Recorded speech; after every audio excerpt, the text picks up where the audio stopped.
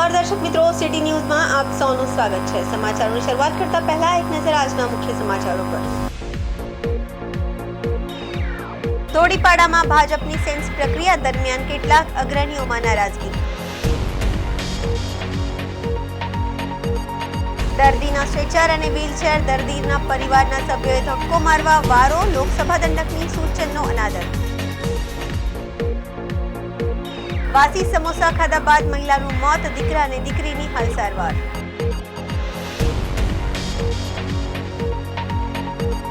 Car અને auto વચ્ચે થઈ ટક્કર, 5 ઘાયલ, કારમાંથી દારૂની 2 પેટીઓ મળી।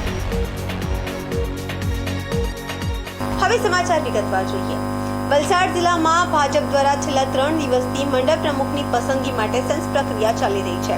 વલસાડના ઉમરગામના ધોળીપાડામાં ભાજપની સેન્સ પ્રક્રિયા દરમિયાન કેટલાક અગ્રણીઓમાં નારાજગી પણ જોવા મળી હતી।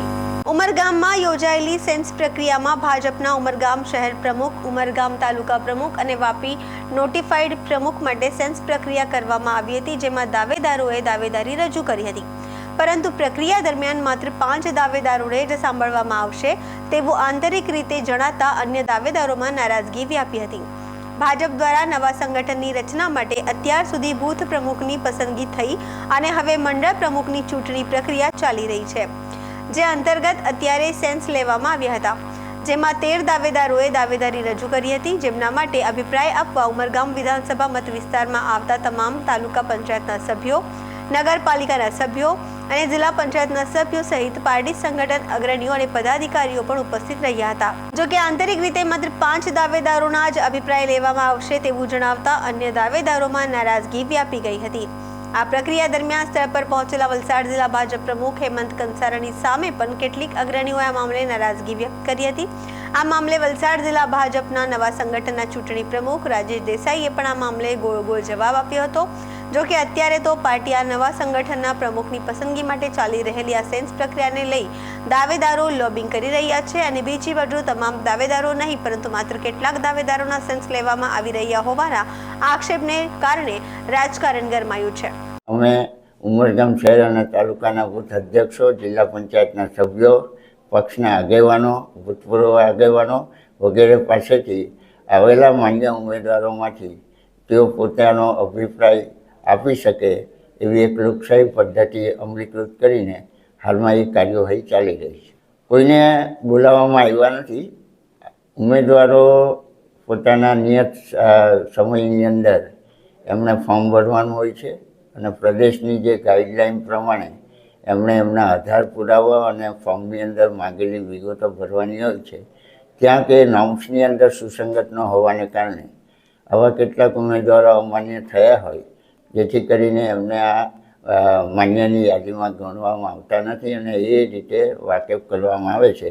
પણ પક્ષની એક પદ્ધતિ છે કે માન્ય ઉમેદવારો છે જેણે બધી જ પ્રકારની પૂર્તતા કરી છે એને અગ્રિમતા આપવાની સાથે જે અમાન્ય છે એને પણ અમે આની અંદર ક્રમશઃ હરોળમાં લઈશું અને પાર્ટીની અંદર એમના કયા કારણોસર અમાન્ય થયા છે એનાથી અવગત કર્યા પછી પ્રદેશ એના ઉપર વિચારણા કરી પણ શકે।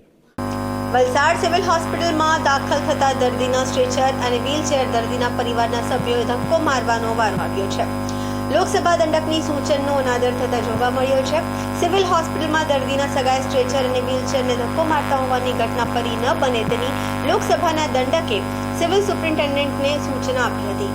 વલસાડ સિવિલ હોસ્પિટલમાં વલસાડ જિલ્લા સહિત સંઘ પ્રદેશ અને મહારાષ્ટ્રના દર્દીઓ પણ સારવાર માટે આવતા હોય છે, ત્યારે દર્દીઓને એક્સરે કઢાવવા, વોર્ડમાં શિફ્ટ કરવા સહિતના કામો માટે વોર્ડ બોયની જગ્યાએ દર્દીના પરિવારજનો પાસેથી સ્ટ્રેચરને ધક્કો મારવામાં આવતો હોવાની ઘટના સાંસદ ધવલ પટેલના ધ્યાને આવી હતી, જેને લઈને સાંસદ ધવલ પટેલે 5મી નવેમ્બર સિવિલ હોસ્પિટલ મુલાકાત લઈને દરમિયાન દર્દીઓના પરિવારજનો સાથે ચર્ચા કરી GMERS સિવિલ હોસ્પિટલના સ્ટાફ દ્વારા તેમની સાથે કરવામાં આવતા ગેરવર્તનની ફરિયાદ ઉઠી હતી, જેને લઈને લોકસભા દંડક ધવલ પટેલે સિવિલ હોસ્પિટલના સુપ્રિન્ટેન્ડન્ટને ટકોર કરી હતી, જેમાં સિવિલ હોસ્પિટલમાં આવતા દર્દીઓને ઉત્તમ સારવાર સાથે ઉત્તમ સેવા પ્રદાન કરવા સ્ટાફને સૂચન આપવામાં આવ્યું હતું। તેમ છતાં મંગળવારે રાત્રે વાસદની સરકારી હોસ્પિટલમાંથી દર્દીને વધુ સારવાર માટે રેફર થયેલા દર્દીને એમ્બ્યુલન્સના ચાલક અને પરિવારના સભ્યોએ સ્ટ્રેચરને ધક્કો મારતા હોવાનો દ્રશ્યો હજુ પણ જોવા મળ્યા હતા। લોકસભા દંડકે આપેલી સૂચનાઓ સિવિલ હોસ્પિટલના સત્તાધીશો ભૂલી ગયા હોવાનું કે ધોઈને પી ગયા હોવાનું સામે આવ્યું છે. સમગ્ર બાબતને લઈને સિવિલ હોસ્પિટલ દ્વારા આગામી દિવસોમાં આ પ્રકારની કોઈ ઘટના ન બને તેની તકેદારી રાખવામાં આવશે તેવું મેડિકલ સુપ્રિન્ટેન્ડન્ટ દ્વારા જણાવવામાં આવ્યું છે.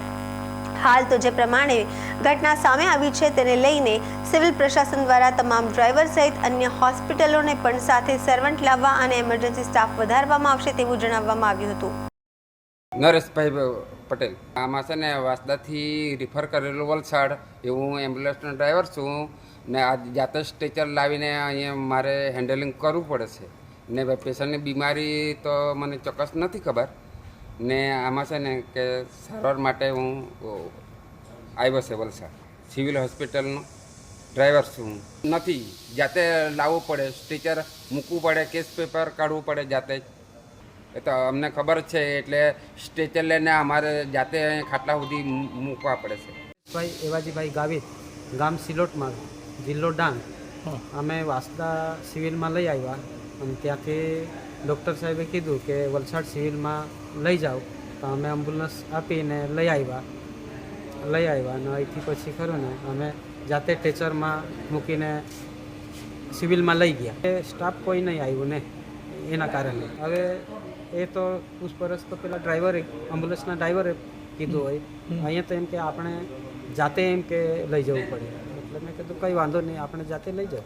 બીમાર હતા, કેટલી ઉંમરના હતા અને શું થયેલું છે? હવે એ તો 75 વર્ષના છે, થાપામાં સોજાવ આવી ગયેલું છે.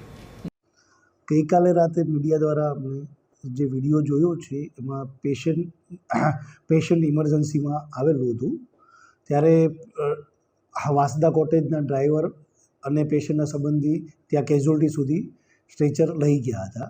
અમારે એ સમયે કેઝ્યુઅલ્ટીમાં 3 અલગ સિરિયસ દર્દી આવેલા હતા. અમારી ટીમ આખી ત્યાં વ્યસ્ત હતી. એના લીધે આ નોબત આવી એવું અત્યારે પ્રાથમિક દ્રષ્ટિએ લાગે છે.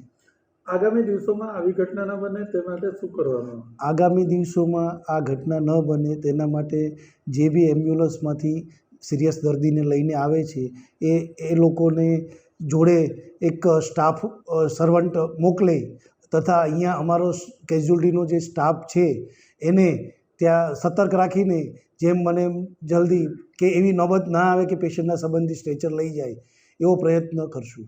સાંસદ શ્રીએ ટકોર કરી હતી એ અમારે ધ્યાનમાં છે અને અમે દર્દીને કોઈ લેબોરેટરી કે એક્સરે કોઈ પણ જગ્યાએ લઈ જઈએ ત્યારે અમારો સ્ટાફ જ તે સ્ટ્રેચર ને વ્હીલચેર લઈ જાય છે. આવી ઘટના ફરી ન બને તે માટે આવી જ્યારે એકસાથે વધારે પેશન્ટ હોય ત્યારે કેઝ્યુઅલ્ટીમાં સ્ટાફ અન્ય જગ્યાએ વ્યસ્ત હોય ત્યારે 2-5 મિનિટમાં આવું ક્યારેક બની શકે છે, પણ ફરી ઘટના ના બને એની પૂરી તકેદારી રાખશું. સમાચારોમાં સમય છે નાનકડા વિરામનો. વિરામ બાદ આપ જોઈ શકશો વાસી સમોસા ખાધા બાદ મહિલાનું મોત, દીકરા અને દીકરીની હાલ સારવાર.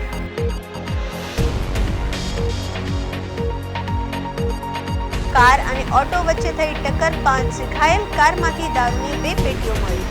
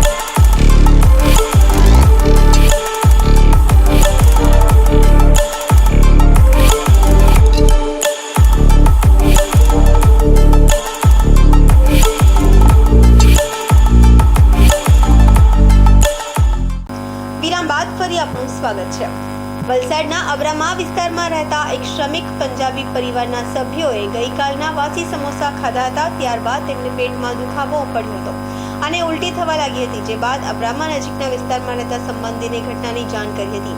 આ દરમિયાન 108માં સિવિલ હોસ્પિટલમાં ખસેડાયા હતા, જ્યાં સારવાર દરમિયાન મહિલાનું મોત થયું છે, જ્યારે મહિલાના દીકરા અને દીકરીની હાલત સારવાર ચાલી રહી છે.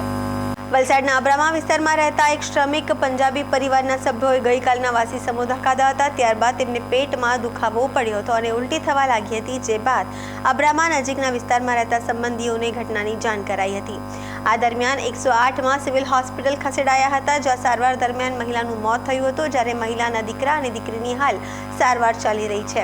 સમોસા ખાધા બાદ ત્રણેયને ઉલટી થવા લાગી હતી. ઉલટી બંધ કરવા માટે રિવાઇન્ટાઇન નામની દવા માતા અને 2 બાળકોએ લીધી હતી, જે બાદ પણ તબિયત ન સુધરતા સંબંધીઓએ 108ની મદદ લઈને માતા અને 2 બાળકોને સારવાર માટે સિવિલ હોસ્પિટલ ખસેડાયા હતા, જ્યાં સારવાર દરમિયાન મહિલાનું મોત થયું હતું. ઘટનાની જાણ વલસાડ સિટી પોલીસની ટીમ અને પરિવારના સભ્યોને થતાં તાત્કાલિક Valsad city police team civil hospital પહોંચી પરિવારના નિવેદન નોંધી આગળનો તપાસ હાથ ધરી છે.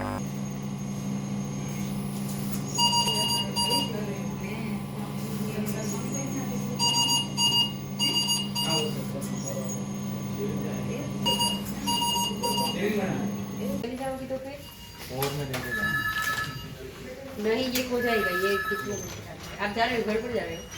हाँ कुछ नहीं. સમાચારોમાં ફરી સમય છે નાનકડા વિરામનો. વિરામ બાદ આપ જોઈ શકશો. કાર અને ઓટો વચ્ચે થઈ ટક્કર, 5 ઘાયલ. કારમાંથી દારૂની 2 પેટીઓ મળી.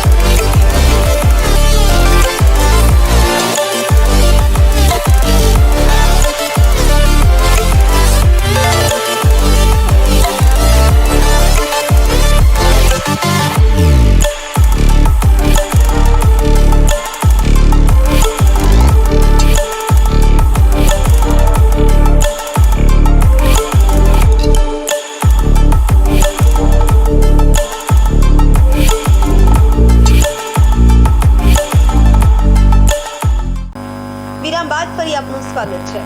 સાયલી રોડ પર કાર અને ઓટો વચ્ચે થઈ ટક્કર, 5 ઘાયલ. કારમાંથી દારૂની 2 પેટીઓ મળી.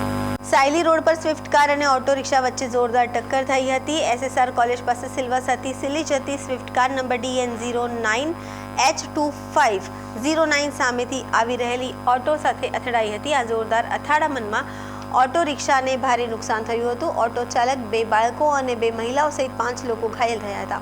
ત્યાં સુધીમાં પોલીસ પણ ઘટના સ્થળે પહોંચી ગઈ હતી. પોલીસે 108 એમ્બ્યુલન્સને બોલાવી ઈજાગ્રસ્તોને હોસ્પિટલ લઈ ગયા હતા. કાર ચાલક જીતુ પટેલે કારનો પાછળનો દરવાજો ખોલતા તેની સીટ પર 2 પેટી અંગ્રેજી શરાબ જોવા મળી હતી. જ્યારે પોલીસે દારૂ વિશે પૂછ્યું તો તેણે જણાવ્યું કે તેની ઘરે સગાઈ હતી અને તેથી જ તે લઈ જઈ રહ્યો હતો. પોલીસે દારૂ કબજે કરી કાર ચાલકની પૂછપરછ હાથ ધરી છે. अभी समझ में आया.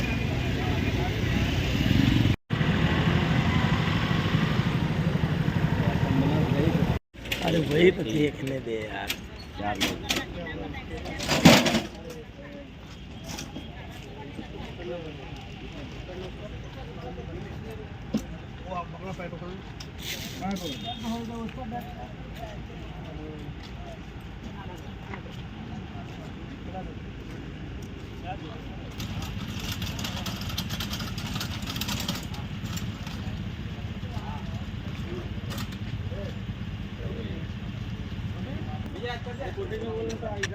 बच्ची के भी लगा है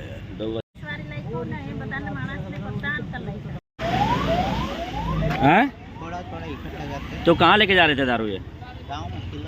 किलोनी लेके जा रहे थे। यहाँ कहाँ से लिए थे, कौन से बार से? थोड़ा थोड़ा सब जगह लेते थे। कौन सब बार से थोड़ा थोड़ा? कितना पेटी दारू है? 2 पेटी से ज़्यादा है। वो पूरा माल जो दिख रहा है गाड़ी में। क्या नाम है आपका? हैं? पूरा नाम? વલસાડ શહેરના રખોડિયા તળાવ નજીક દેડા ફળિયામાં આવેલ એક ઘરમાં લાગી આગ.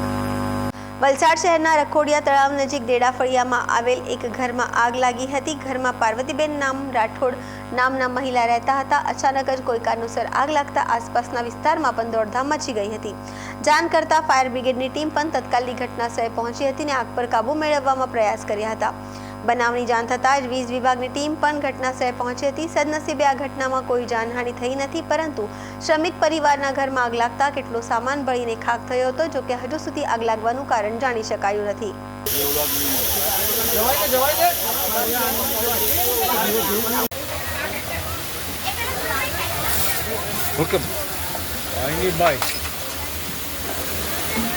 राजू आस्ते आवजे भाई एकदम धीरे उतरजे तू हो हाँ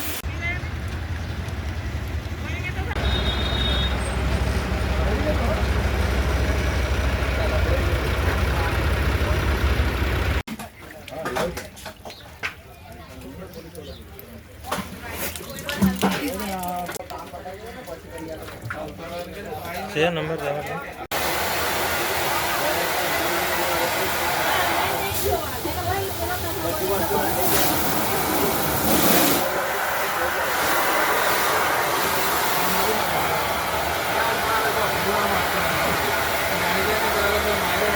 સમાચાર પૂરા કરતા પહેલા એક નજર આજના મુખ્ય સમાચારો પર. ધોળીપાડામાં ભાજપની સેન્સ પ્રક્રિયા દરમિયાન કેટલાક અગ્રણીઓમાં નારાજગી. દર્દીના સ્ટ્રેચર અને વ્હીલચેર દર્દીના પરિવારના સભ્યોએ ધક્કો મારવા વારો. લોકસભા દંડકની સૂચનનો અનાદર. વાસી સમોસા ખાધા બાદ મહિલાનું મોત. દીકરા અને દીકરીની હાલ સારવાર.